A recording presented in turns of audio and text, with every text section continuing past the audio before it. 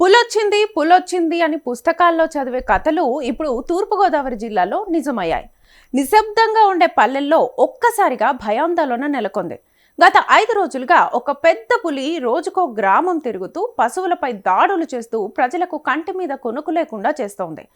రాత్రి చీకట్లో వినిపించే అరుపులు, ఉదయాన్నే కనిపించే మరణించిన పశువులు పలు గ్రామస్తుల్లో భయాన్ని మరింతగా పెంచుతున్నాయి.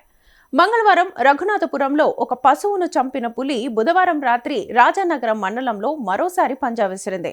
పుణ్యక్షేత్రం జి ఎర్రంపాలెం గ్రామాల మధ్య 3 ఆవులు ఒక దూడను చంపింది.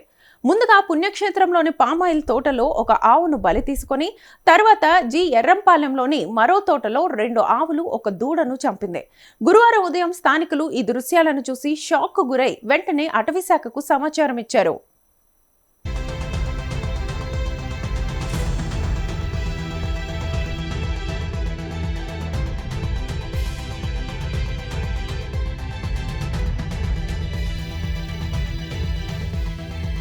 సమాచారం అందుకున్న వెంటనే అటవీ అధికారులు ఎమ్మెల్యే బత్తుల బలరామకృష్ణ ఘటనా స్థలానికి చేరుకుని పరిశీలించారు.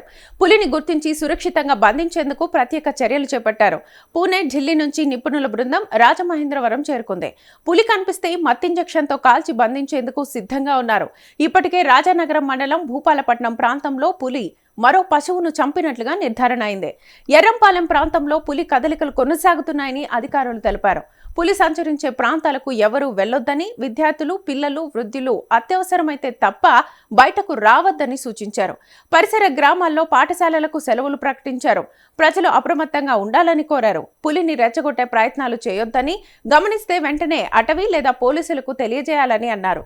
ప్రభుత్వ యంత్రాంగం పూర్తి అప్రమత్తంగా ఉందని జిల్లా కలెక్టర్ కీర్తి చేకూరి తెలిపారు.